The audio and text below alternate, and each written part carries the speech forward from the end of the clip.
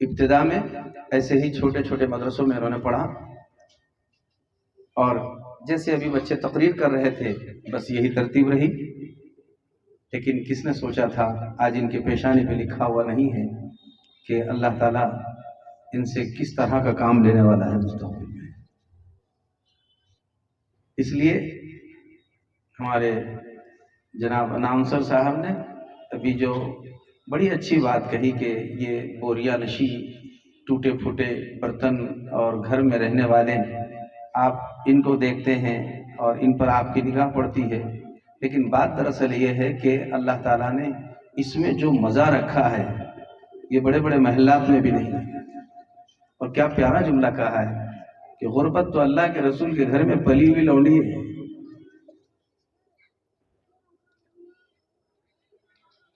یہ اور بات ہے کہ ہم اسے دھتکار رہے ہیں، لیکن یہ تو بڑی چیز ہے۔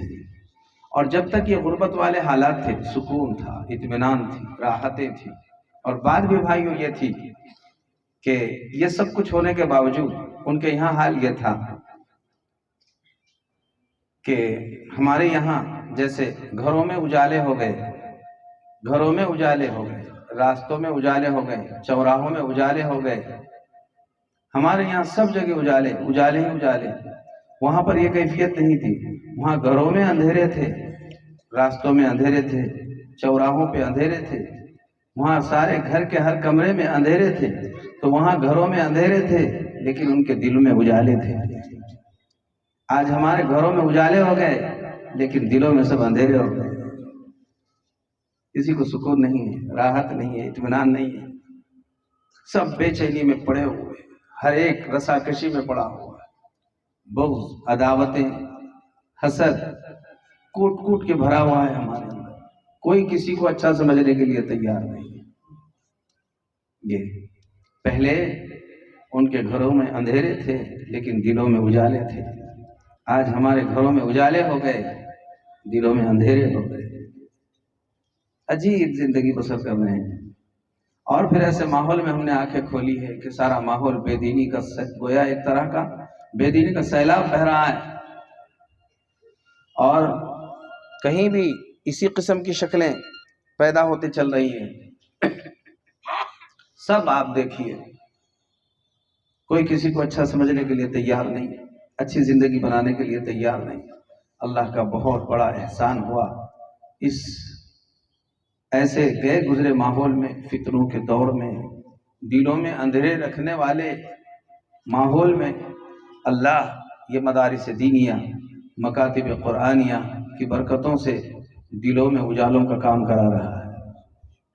اب دیکھیے بچے حافظ قرآن بنے، کوئی معمولی بات ہے کہ دل میں، سینے میں 30 پارے محفوظ کر لینا، سینے میں 30 پارے محفوظ کرنا یہ کوئی معمولی بات نہیں ہے۔ کتنی محنت کرنی پڑی، اساتذہ نے کتنی محنتیں کی، والدین نے کتنی محنت کی، خود اس طالب علم نے کتنی محنت کی، تب جا کر 30 پارے اس کے سینے میں محفوظ ہو گئے۔ اب الحمدللہ یہ ہر سال ممبر و محراب پر کھڑے ہونے کے لائق اور قابل بن گیا، اور ماشاءاللہ ہزاروں لوگ ان کے پیچھے تراویح پڑھنے والے ہیں۔ اس لائق اور قابل یہ طلباء یہاں پر تیار ہو رہے ہیں، تو قدر کی نگاہوں سے دیکھنے کی ضرورت ہے بھائیوں۔ اگر ہم خود عالم نہیں بن سکتے، حافظ نہیں بن سکتے، جہاں جو کام ہو رہا ہے قابل قدر ہے، اس کو عزت کی، اہمیت کی نگاہوں سے دیکھا جائے، محبت کی نگاہ سے ان پر ڈالی جائے۔ علماء نے لکھا ہے کہ اگر علماء پر، مدارس پر، طلباء پر جو لوگ جتنی محبت کی نگاہ ڈالیں گے، اللہ ان کی، اور اگر ان کے نسلوں میں انہوں نے خود کی اولاد میں اگر نہ بھی دیکھا تو ان کے نسلوں میں اللہ تعالیٰ جن پر یہ محبت کی نگاہ ڈال رہا ہے، ان سے اچھے لوگ اللہ اس کے نسلوں میں پیدا فرمائے۔ اور اگر ہم کو یہ لگا حقارت کی نگاہ ہم نے ڈالی، یہ کیا ہے لے کر بیٹھے ہیں، تو بھائیوں خود کے اپنے گھر کو اور خاندان کو دیکھیں، اتنا بانجھ ہے کہ اوپر کی کئی نسلوں میں ان کے جیسا ایک بھی نظر نہیں آتا ہے۔ یہ اسی کی نحوستیں ہوتی ہیں۔ یہ وقت ہے کہ ہم ان پر محبت کی نگاہ ڈالیں، اہمیت کی نگاہ ڈالیں، ان کو اہمیت دے، عزت دے، اس کی برکت سے اللہ ان سے اچھے جیالے ہمارے گھروں میں اللہ تعالیٰ پیدا فرمائے گا۔ یہ وقت کا اہم تقاضا۔ الحمدللہ یہاں پر علاقے میں کئی مدارس ہیں، اور یہاں پر فلاح دارین آپ کے پڑوس میں ایک بڑا ادارہ، پھر یہ دارالعلوم مسعودیہ آپ کے شہر کا ایک قیمتی ادارہ۔ شہر کے دوستو اس کی قدر کرو، اس کو اہمیت دو، اپنی آل اولاد، پوتا نواسے، ایسے اس قسم کی جتنی اولادیں ہیں یہاں داخل کریں۔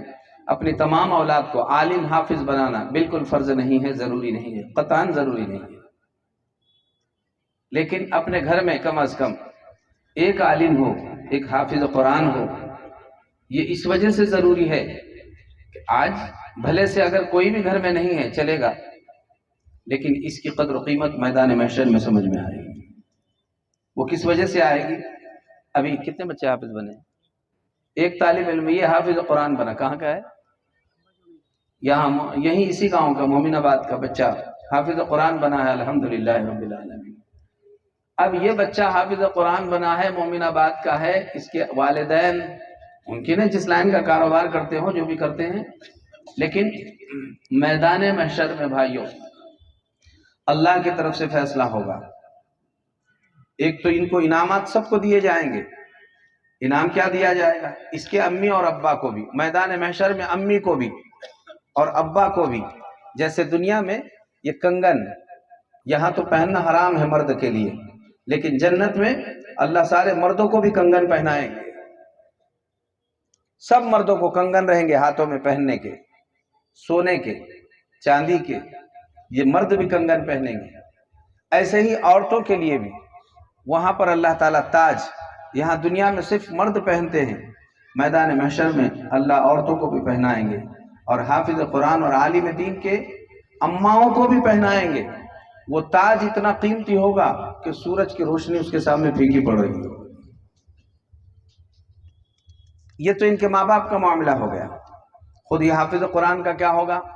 اللہ تعالیٰ اس سے فرمائیں گے وَرَتِّلْ وَارْتَقِ كَمَا كُنْتَ تُرَتِّلْ فِي الدُّنْيَا فَإِنَّ آخِرُ مَنْزِلِكَ، پڑھتا جا اور چڑھتا جا، اس لیے کہ جیسا کہ تو دنیا میں پڑھتا تھا، تیری آخری منزل وہ ہوگی جہاں قرآن کی آخری آیت ختم ہو جائے گی۔ حضرت حکیم الاسلام قاری محمد طیب صاحب رحمۃ اللہ علیہ نے اس حدیث پاک کے ساتھ یہ بات ارشاد فرمائی ہے کہ اس حدیث سے پتہ چلتا ہے کہ جنت کے اتنے ہی درجے ہیں جتنی قرآن کی آیتیں ہیں، اور آخری آیت جہاں ختم ہوگی وہ سب سے اونچا درجہ ہوگا، اور اس سب سے اونچے درجے پر اللہ حافظ قرآن اور عالم دین کو پہنچانے والا ہے۔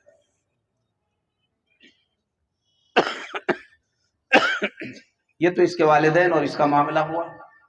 اب یہ حافظ قرآن دیکھے گا، اس کے چاچا، تایا، پھوپا، خالو، چچیرے، پھپھیرے، بھائی، بہنیں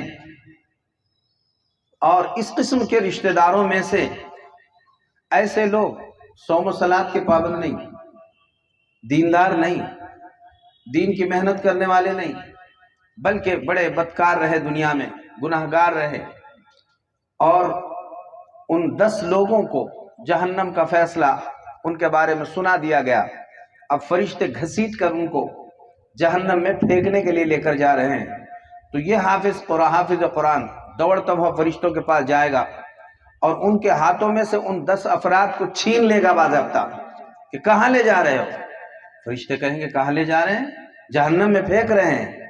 یہ حافظ قرآن ان سے لڑ کر کہے گا تم ان کو نہیں پھینک سکتے، اس لیے کہ اللہ نے دنیا میں مجھے حافظ قرآن بنایا اور مجھے سرٹیفکیٹ دیا کہ جو جنت میں جا رہے ہیں وہ تو جائیں گے، جن کو فرشتے گھسیٹ کے جہنم میں ڈال رہے ہیں ان کے ہاتھوں سے چھین چھین کر ان کو تجھے جنت میں ڈالنے کا تجھے اختیار دیا جا رہا ہے۔ فرشتے وہاں پر ان کے حوالے کر دیں گے، اور ایسے 10 افراد کو وہ کہے گا حافظ قرآن، چاچا، تایا، چچیرے بھائی، بہن بھائی، بہنوں، آپ مجھ سے پہلے آگے چلو، میں تمہارے پیچھے چلوں گا، پہلے تم کو جنت میں پہنچاؤں گا، میں بعد میں جنت میں جاؤں گا۔ ان کو جنت میں ڈالے گا۔ اس وقت بہت سارے ایسے لوگ جنہوں نے اپنے خاندانوں میں بڑے بڑے انجینئر بنائے، ڈاکٹر بنائے، آفیسر بنائے، نوکریوں کو لگائے، کروڑوں روپے کمائے، لیکن انہوں نے اپنے نسلوں میں ایک حافظ قرآن نہیں بنائے۔ ایسے اپنے ہاتھوں کو چبا رہے ہوں گے تو گنے کو چبانے کے بعد چونٹی جیسے بنتی ہے، ایسے ان کے ہاتھ چبانے کی وجہ سے بن جائیں گے، اور چبا چبا کر افسوس کر رہے ہوں گے کاش ہم نے اپنے خاندان میں بھی اسی طرح کم از کم ایک بچے کو حافظ قرآن بنایا ہوتا۔ تو وہاں کا افسوس کوئی بھی فائدہ نہیں پہنچانے والا ہے۔ کہا جائے گا موقع دیا جا چکا تمہیں، تم نے فائدہ نہیں اٹھایا۔ تو میں جیسے بات عرض کر رہا تھا، ہر بچے کو حافظ قرآن اور عالم دین بنانا بالکل ضروری نہیں ہے، البتہ دیندار بنانا یہ فرض ہے۔ اسی لیے الحمدللہ جگہ جگہ مکاتب قرآنیہ کا نظام پورے شہر میں بھی ہے، دیہاتوں میں بھی ہے، اور ہونا چاہیے۔ اس پر خصوصی طور پر دھیان اور توجہ دینے کی ضرورت ہے۔ آج اس حافظ قرآن کی مجلس کی مناسبت سے یہی بات آپ کی خدمت میں بھائیو عرض کی جائے گی کہ ہم اپنی نسلوں پر دھیان دیں اور ذرا غور کریں کہ میرے پورے خاندان میں کوئی ایک بھی عالم دین یا حافظ قرآن ہے یا نہیں۔ اگر نہیں ہے تو ابھی تو یہ مدرسوں کی چھٹیاں ہو رہی ہیں بھائیو، اب رمضان کے بعد سب یہ طے کر لیں انشاءاللہ، ابھی سے غور کریں گے میرے پورے خاندان میں، میرے پوتوں میں، نواسوں میں، بیٹوں میں، کسی نہ کسی کو میں ضرور حافظ قرآن اور عالم دین بناؤں گا انشاءاللہ، تاکہ قیامت کے دن بھائیوں کچھ کام بن گیا تو بن گیا۔ وقت کا اہم تقاضا ہے۔ دوسری بات، اگر آپ کے پاس نہ بیٹا ہے، نہ پوتا ہے، نہ نواسا ہے، آپ اپنے اڑوس پڑوس میں، محلے میں، گلی میں کسی پر محنت کرو اور ایک آدھ بچوں کو آپ اپنی محنت سے مدرسے میں پہنچا دو۔ آپ کو معلوم ہونا چاہیے ہمارے یہ طلبہ آج بھی یہ جتنے علماء ہیں ان میں کوئی نہ کوئی کسی کا ذریعہ بنا ہوا ہے۔ آپ کو پتہ نہیں رات کی تنہائیوں میں ان بزرگوں کا کیسے یہ نام لے کر تڑپ تڑپ کر اللہ سے دعا مانگتے ہیں کہ اللہ وہ ذریعہ بنے تھے مجھے مدرسے میں پہنچانے کا، جس کی برکت سے میں عالم دین بنا، حافظ قرآن بنا۔ آپ ایسا ذریعہ بنیے، اگر بن سکتے ہیں ضرور بنیے۔ اگر آپ ایسا بھی نہیں کر سکتے ہیں تو تیسری شکل یہ ہے کہ بھائیو اللہ نے آپ کو مال دیا، دولت دی، جو بھی دیا ہے، آپ مدرسے میں تشریف لائیے۔ ناظم صاحب سے کہیے کہ حضرت ناظم صاحب آپ کے پاس ایک اچھا بچہ کوئی غریب گھرانے کا ہے، مجھے دیجئے میرے کفالت میں۔ مدرسے میں عام طور پر کفالت کا انتظام ہوتا ہے۔ ایک بچے کی کفالت عام طور پر مدرسوں میں مثلا 15,000 روپے سال، ایسے نظام مدرسے والے بناتے ہیں۔ 1 سال کے 15,000، 2 سال کے بولو 30,000، 3 سال کے 45,000۔ آپ نے 3 سال میں دیے ہیں۔ یہاں تو معلوم نہیں یہاں ہے کفالت کا نظام، کتنے پیسے ہیں؟ 15,000 یہ فرما رہے ناظم صاحب۔ تو اب دیکھیے 3 سال میں 45,000 دینے ہیں۔ آپ نے 45,000 دیا۔ عام طور پر 45,000 میں اس کو پڑھانے کی، اس کے کھانے کی ساری فیس لگائی جاتی ہے، تو اس کے عام طور پر اتنے پیسے مدرسے والے بناتے ہیں۔ تو آپ کے 45,000 میں ایک بچہ حافظ قرآن تیار ہو جاتا ہے۔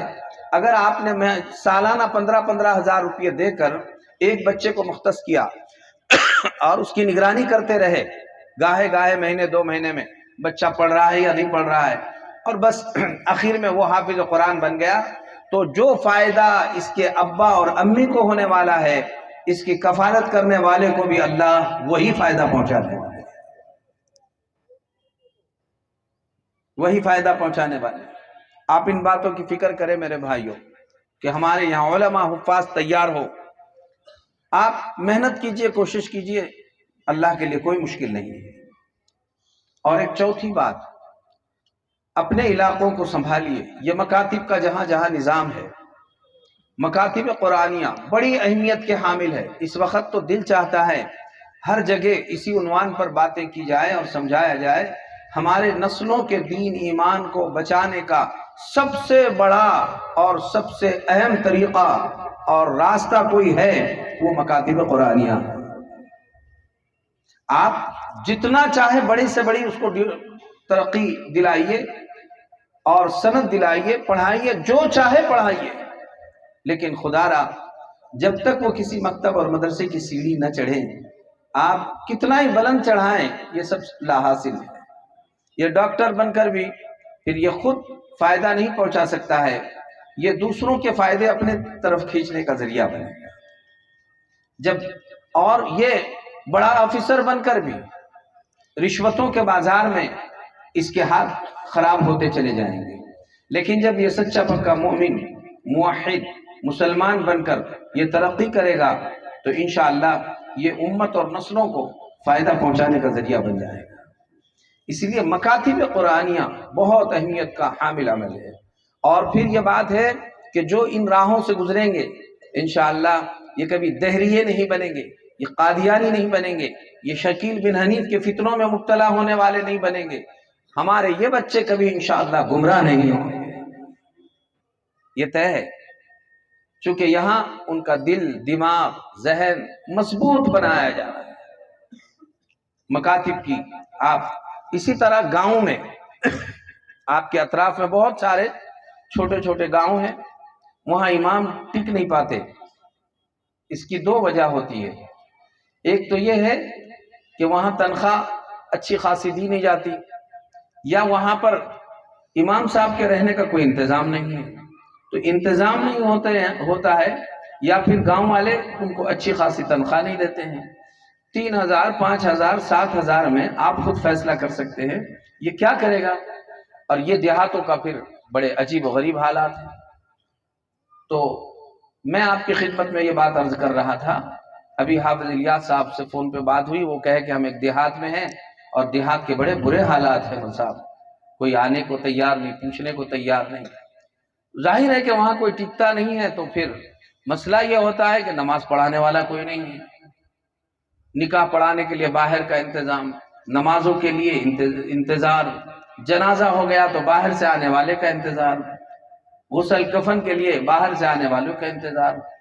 میں ایک اہم بات آپ کی خدمت میں اس وقت عرض کرنا چاہتا ہوں، بھائیوں، جیسے ہمارے گھر میں کسی کا انتقال ہو جائے، عام طور پر ہمارے یہاں انتقال ہو گیا تو بس لوگ یہ سمجھتے ہیں چلو اب انتقال ہو گیا، اب وہ قرآن جو جزدان میں لپیٹ کر، بعض عورتوں کے تو جہیز میں آیا ہوا تھا، شاید وہ اسی دن کا انتظار کرنے کے لیے اٹھا کے انہوں نے رکھا ہوا تھا کہ آج پڑھتے بیٹھیں گے، تو ہم یہ سمجھ رہے قرآن مجید کسی کے انتقال پر پڑھنے کے لیے اترا ہوا ہے۔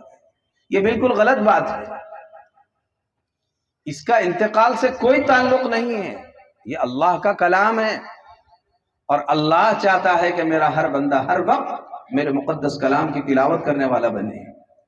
تو یہ تو ہر وقت کی ضرورت ہے کہ ہر وقت قرآن مجید کی تلاوت کی جائے، تو اسی وقت بس لوگ تلاوت کر لیتے ہیں، بعد میں قرآن پاک کو اٹھا کے رکھ دیتے ہیں۔ تو بعض لوگ تو قرآن پاک کی تلاوت کو بھی اہمیت نہیں دیتے، وہ یہ کہتے ہیں کہ چلو تیجا دسواں چہلم مضبوطی کے ساتھ کر لیا جائے، سب لوگ آئیں گے، کھانا کھائیں گے، وہ یہ سمجھتے ہیں کہ اب ہی ایصال ثواب ہوا، باقی کوئی اور شکل ایصال ثواب کی نہیں ہے۔ بعض لوگ اس سے بڑھ کر اگر کچھ کرتے ہیں تو کسی کا انتقال ہو گیا، کہیں مسجد تلاش کرو، مدرسہ تلاش کرو، وہاں بور کھود دیں گے، بور لگا دیں گے، اور بور کے پانی سے ان کو فائدہ پہنچایا جائے گا۔ میں آپ کی خدمت میں عرض کرنا چاہتا ہوں، بور لینے والے لاکھوں کروڑوں اللہ کے بندے ہیں، اور اس طرح کھلانے والے بھی کتنے ہی ہیں، یہ اپنی جگہ پر۔ آپ اگر سب سے بڑا ایصال ثواب کرنا چاہتے ہیں تو کوئی ایسے دیہات آپ نگاہ میں رکھیے، اور دیہات نگاہ میں رکھ کر وہاں کے ذمہ داروں کو کہیے کہ آپ کسی عالم صاحب کو، حافظ صاحب کو یہاں پر لا کے رکھیے، ماہانہ انشاءاللہ میرے طرف سے 5000 10,000 روپئے ماہانہ تنخواہ پورے سال بھر کی۔ ظاہر ہے کہ اگر آپ نے ایک بور بھی اگر کھدوا دیا تو 60-70 ہزار روپئے آپ کا خرچ ہو گیا۔ تو اگر 60-70 ہزار کا ایک بور مکمل آپ مشین کے ساتھ دے رہے ہیں تو آپ اس سے بہت اچھا ہے کہ کسی دیہات کے امام کا اتنے پیسوں میں آپ ایک سال بھر کا انتظام اپنے ذمہ میں لے لیجیے۔ میرا یقین ہے انشاءاللہ ایسے بور سے زیادہ، بلکہ میں کہوں گا مسجد بنانے سے زیادہ اجر و ثواب اللہ آپ کے قسمت میں ڈال دے۔ اس لیے کہ مسجد بنانے سے تو بس بات اتنی بنی کہ وہاں لوگوں نے آ کر نماز پڑھا، لیکن امام رکھنے سے بات اتنی بنی کہ سینکڑوں لوگوں کے عقیدے بچ گئے، ان کی نمازیں درست ہو گئی، قرآن پاک پڑھنے کے لائق اور قابل بچے بن گئے۔ تو ظاہر ہے کہ عبادت پر لا کر کھڑے کرنے سے زیادہ اہمیت عقیدوں کی حفاظت کرنے کی ہے میرے بھائیوں، اور ایسا نہیں ہونے کی نحوستوں سے آپ دیہاتوں میں دیکھیے کہ بالکل فرق محسوس نہیں ہوتا ہے اس میں مسلمان کون ہے اور فلاں کون ہے۔ ہفتہ ہفتہ سجدہ کرنے کے لیے لوگ دیہاتوں میں تیار نہیں ہیں۔ آپ کو معلوم ہے میں نے رات ہی میں ایک جگہ بات کہی، اللہ کے دربار میں سجدہ کرنے کے لیے لوگ تیار نہیں ہیں۔ آپ جب نماز پڑھتے ہیں تو اللہ کی یہ اعلیٰ قسم کی عبادت ہے کہ بندہ اپنی پیشانی اور اپنے ماتھے کو اللہ کے دربار میں ٹیکے۔ میں آپ کو ایک بات سمجھانا چاہتا ہوں کہ اللہ نے شیطان کو کہا تھا اسجدوا لآدم، ان سب کو کہا گیا تھا کہ تم سب جتنے جنات ہیں سب سجدہ کرو حضرت آدم علیہ السلام۔ سب نے سجدہ کیا الا ابلیس، مگر جو جناتوں کا سردار تھا ابلیس، اس نے سجدہ حضرت آدم علیہ السلام کو بولو نہیں کیا۔ مجھے آپ بتائیے کتنے سجدے کرنے کے لیے کہا تھا اللہ نے؟ سب بولو بھائی، ایک سجدہ شیطان نے نہیں کیا تو اللہ کے دربار سے اسے ہکال دیا گیا۔ نہیں سمجھ رہے آپ؟ بولو کتنے سجدے نہیں کیا؟ ایک سجدہ نہیں کیا تو اللہ کے دربار سے ہکال دیا گیا۔ اب آپ مجھے بتائیے روزانہ آپ جو نمازیں پڑھتے ہیں، ایک دن میں پورے دن میں جتنی آپ نمازیں پڑھتے ہیں تو ایک دن میں کتنے سجدے ہوتے ہیں معلوم ہے آپ کو؟ فرض اور سنت مؤکدہ کو اگر ملا لیا جائے، صرف فرض اور سنت مؤکدہ کے سجدے ملا دیے جائے تو ایک دن کے 64 سجدے ہوتے ہیں۔ سب بولو کتنے؟ 64 سجدے۔ ایک سجدہ نہیں کرنے والے کو اللہ نے اتنے دور دھکیل دیا تو روزانہ 64 سجدے نہیں کرنے والے کو اللہ کہاں دھکیل رہا ہوگا؟ آپ گن لیجئے، 64 سجدے نہیں کرنے والے کو اللہ کہاں پھینک رہا ہوگا؟ حالات کا رونا تو ساری دنیا رو رہی ہے، لیکن جھکنے کے لیے اس کے دربار میں تیار نہیں ہے۔ اور یہ بہت بری گت ہمارے دیہاتوں کی اور علاقوں کی بنتی چلی جا رہی ہے۔ یہ تو اللہ کا شکر ہے، یہ دعوت و تبلیغ کی مبارک محنت۔ بھائیوں، اللہ کا بہت بڑا کرم ہے، اس سے مانوس رہیں، جڑے رہیں، اس سے اپنا تعلق جوڑے رہیں، اپنی اپنی مسجد وار جماعتوں میں ہی صحیح بیٹھا کریں، ورنہ اس وقت اپنے دین ایمان کے حفاظت کا اس وقت عمومی لائن سے اگر بڑے لوگوں میں کوئی طریقہ ہے وہ یہ دعوت و تبلیغ کی مبارک محنت ہے۔ بھائی اس سے جڑے، اپنا تعلق وابستہ رکھیں، حسب موقع اپنے اوقات کی قربانی دیتے رہیں۔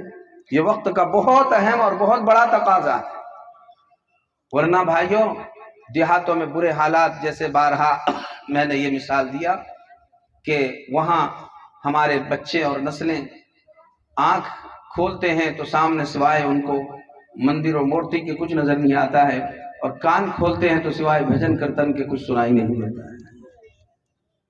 جب آپ محنت نہیں کریں گے تو ظاہر ہے ہمیں کسی پر گلا شکوہ کیوں؟ وہ تو دیکھیے بیچارے، وہ اپنے اپنے لیول پر وہ اپنی اپنی محنتیں کر رہے ہیں، اور آپ اپنے آپ کو حق سمجھ کر محنت کرنے کے لیے تیار نہیں ہیں۔ اس لیے سارا نقصان ہی نقصان ہے۔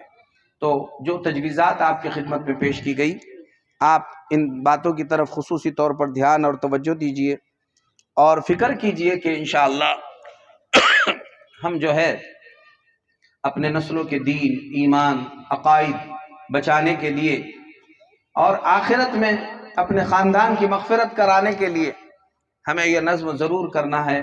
جیسا ہر ساتھی یہ چاہتا ہے کہ بڑھاپے کا سہارا اپنے اولاد کو بنائیں، تو لوگ بڑھاپے کا سہارا بہت بنا رہے ہیں، نوکریاں دلا کر، کھیتی باڑی دلا کر، کاروبار میں لگا کر، اور پھر یہ کہتے ہیں کہ بھائی یہ اولاد میرے بڑھاپے کا سہارا بنے گی۔ تو بڑھاپے کا سہارا بنانے والے تو کروڑوں ہیں، اربوں خربوں ہیں۔ کمال اس وقت ہوگا بھائیوں جب ہم اپنی نسلوں کو اپنی بڑھاپے سے زیادہ اپنی قبر کا سہارا بنا رہے ہیں۔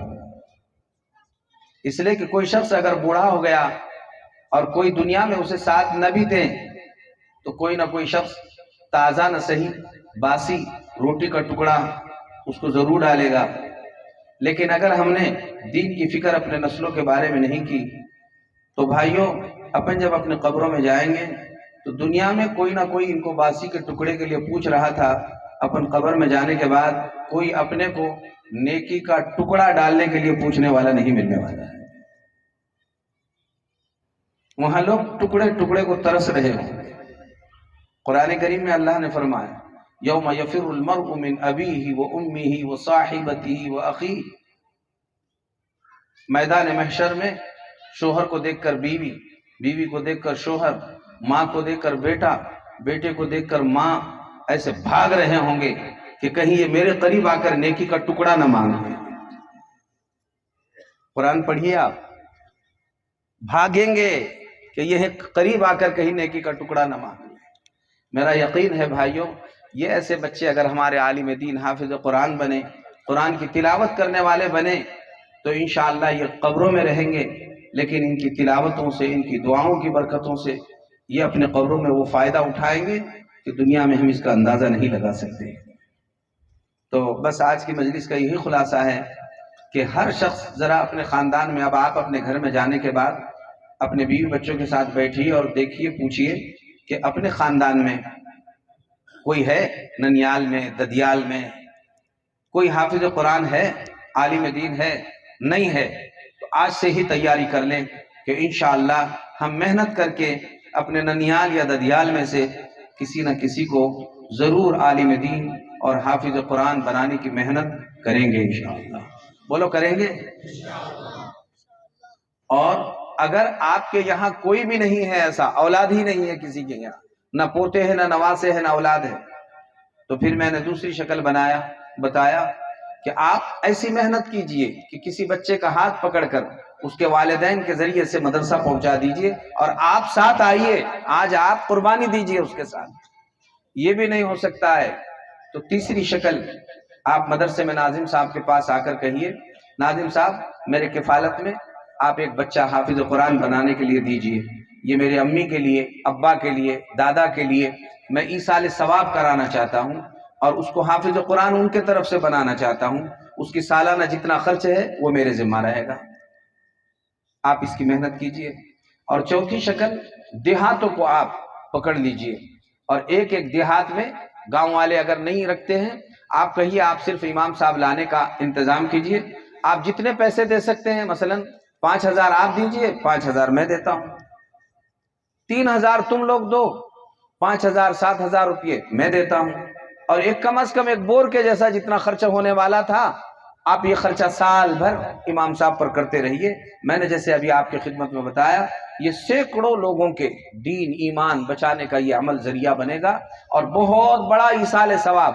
ایسے آپ تو 1 کنٹل بنا کے بریانی پکا کے کھلانے والے ہیں، میں آپ کو کہوں گا ٹنوں سے بریانی پکا کے کھلانے سے بہتر اور افضل طریقہ آپ کے حق میں یہ رہے گا انشاءاللہ۔ بہرحال ایک حافظ قرآن دارالعلوم مسعودیہ میں تیار ہوئے ہیں، اللہ تعالیٰ ان کے علم و عمل میں، ان کے اساتذہ اور ان کے معاونین محبین میں وہ ساری خصوصیات جو وعدے اور بشارتیں بیان فرمائی گئی ہے ان میں اللہ تعالیٰ پیدا فرما دے اور لائق فائق اس طالب علم کو بنا دے، ان کے گھر والوں کو اس کا نعمل بدل دے، جنہوں نے تعاون کیا، محبت کی نگاہیں ڈالی، اللہ ان سب کو، انہوں نے تو گن گن کے دیا، اللہ ان سب کو بے گنتی اس کا نعمل بدل دینے کے فیصلے فرما دے۔ آپ اس کے بعد ابھی جو ہے عشاء کی نماز بھی نہیں پڑھی ہوں گی بہت سارے لوگوں نے، یہ شب برات ابھی آ رہی ہے، بہت سارے لوگ سوال کرتے ہیں کہ شب برات میں کون سی عبادت کی جائے۔ میں تقریباً اس مہینے میں ہر جگہ صرف اتنی یہ 2-3 منٹ کی 2-5 منٹ کی بات بتا رہا ہوں وہ دھیان سے سنیے، آپ عمل کریں گے؟ کون شخص ایسا ہے بھائیوں جو کسی مسئلے میں الجھا ہوا نہ ہو؟ ہر ایک کے ساتھ مسائل ہے، کہیں میاں بیوی کے مسائل ہے، کہیں بیٹی داماد کے مسائل ہیں، کہیں بیٹا بہو کے مسائل ہیں، کہیں بھائی بھائی کے مسائل ہیں، کہیں نوکری کے ہیں، کہیں کاروبار کے ہیں، کہیں تجارت کے ہیں، کہیں قرضے کے ہیں، ایسے سینکڑوں مسائل ہیں۔ گھروں میں بیٹیاں جوان ہو کر کئی سال گزر گئے، کوئی مناسب رشتے نہیں مل رہے ہیں، یہ اور اس جیسے ایسے سینکڑوں مسائل ہمارے ہیں۔ اب بات سنیے، بات یہ ہے اللہ تعالیٰ نے لوح محفوظ، لوح فی لوح محفوظ، لوح کہتے ہیں تختی کو، محفوظ تختی، اللہ نے عرش اعظم پر یہ لوح محفوظ رکھا ہوا ہے، اور اس لوح محفوظ میں سارے انسانوں کی تقدیر اللہ تعالیٰ نے لکھ کر اس میں رکھی ہوئی ہے۔ مثال کے طور پر ایک شخص کی عمر 100 سال ہے، اس میں لکھا ہوا ہے 100 سال تک اس کے ساتھ کیا کیا ہوگا، پورا ایک ساتھ ہی لکھا ہوا ہے۔ اب جب بھی شب برات آتی ہے، اللہ لوح محفوظ میں سے 1 سال کا بجٹ توڑ کے نکالتے ہیں اس میں سے، نہیں سمجھے آپ؟ 1 سال اس کے ساتھ اب کیا کیا ہونے والا، وہ پورا 100 سال کا تھا جو تھا، 1 سال کا نکال لیا گیا، بس 1 سال کا نکالنے کے بعد اب اس کے ساتھ جو کچھ ہوگا وہ سب کچھ اس سال میں اتر چکا ہے۔ میں آپ کو یہ بتانا چاہ رہا ہوں، اللہ کی ذات وہ ذات ہے کہ اللہ یمحو اللہ ما یشاء ویثبت، جو چاہے اللہ مٹاتا ہے اور جو چاہے لکھتا ہے، اور اللہ لوح و قلم کا بادشاہ ہے، یعنی تختی بھی اس کے ہاتھ میں ہے، قلم بھی اس کے ہاتھ میں ہے، فل ربر بھی اس کے ہاتھ میں ہے۔ اب آپ اللہ سے اس وقت کہیے، مثال کے طور پر عمر کسی کی 40 سال ہوئی ہے، تو وہ یہ کہے کہ اللہ 40 سال گزر گئے، اس 40 سال میں پچھلے تقریباً 10 سالوں سے میں بڑا پریشان ہوں، روزی نہیں ہے، روٹی نہیں ہے، اے اللہ کاروبار نہیں ہے، کیا 11ویں سال بھی آپ نے یہی لکھا ہے کہ اب 11ویں سال بھی میں ایسا ہی پریشان رہوں گا جیسا پچھلے 10 سال سے تھا؟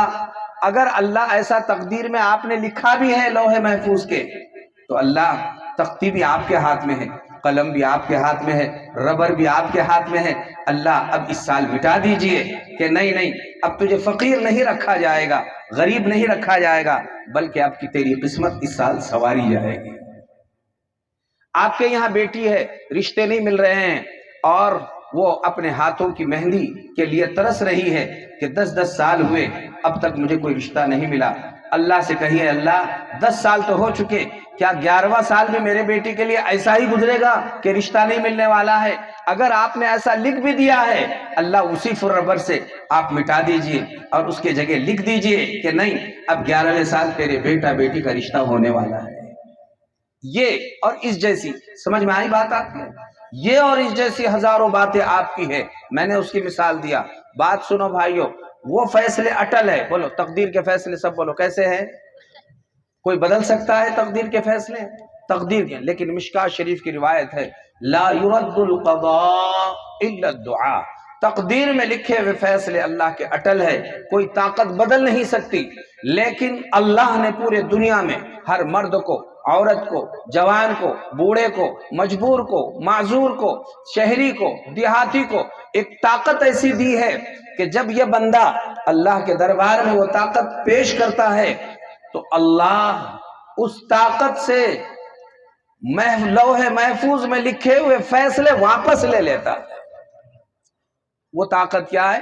لا يرد القضاء، وہاں کے فیصلے کو کوئی طاقت بدل نہیں سکتی الا الدعاء، مگر اللہ کے دربار میں مانگنا اتنی بڑی طاقت ہے کہ اللہ بھی لکھے ہوئے فیصلے واپس لے لیتا ہے۔ اب آپ سے اگر کوئی پوچھے کہ بولو شب برات کی سب سے بڑی عبادت کیا ہے، ایک زبان ہو کر کہو کہ سب سے بڑی عبادت اس رات کی اللہ کے دربار میں بھیک مانگنا ہے۔ سب مانگنے کا اہتمام کریں گے انشاءاللہ۔ آپ اپنی بگڑی بنا کے لے لو بھائیو، ابھی اللہ نے موقع دیا ہے۔ میرے نبی کی امت کے خاطر بھی خاص طور پر اللہ تعالیٰ سے مانگیے، اور اس ملک کے لیے امن و امان مانگیے، اس ملک کی جمہوریت کو بھی مانگیے، اور اللہ سے کہیے کہ اللہ اگر آپ نے اس وقت 2024 میں لکھ بھی دیا ہے کہ اس ملک کی جمہوریت خطرے میں ہے اور یہاں پر جمہوریت باقی نہیں رہیں گی، اللہ ایسے فیصلے مٹا دیجئے اور لکھ دیجئے کہ امن و امان بھی قائم رہے گا ملک میں اور جمہوریت بھی قائم رہنے والی ہے۔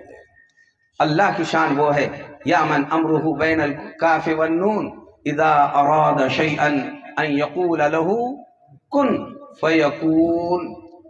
وہ صرف کاف اور نون کہہ دے تو وہ چیز وجود میں آ جاتی ہے، اس کے لیے حالات بدلنا سیکنڈوں کا بھی کام نہیں ہے، بس ڈھنگ سے مانگنے والوں کی ضرورت ہے۔ آپ اپنا کام کیجئے، اللہ اپنا کام کرے گا انشاءاللہ۔ اللہ تعالیٰ یہ جو کچھ بے جوڑ باتیں ہوئیں ہم سب کو کہنے سننے سے زیادہ خوب عمل پیرا ہونے کی توفیق عطا فرمائے، اور اس ادارے کو خصوصاً اور سارے مدارس کو خوب دین دگنی رات چوگنی ترقیات سے بھرپور اللہ تعالیٰ مالا مال فرمائے۔ وآخر دعوانا ان الحمدللہ رب العالمین۔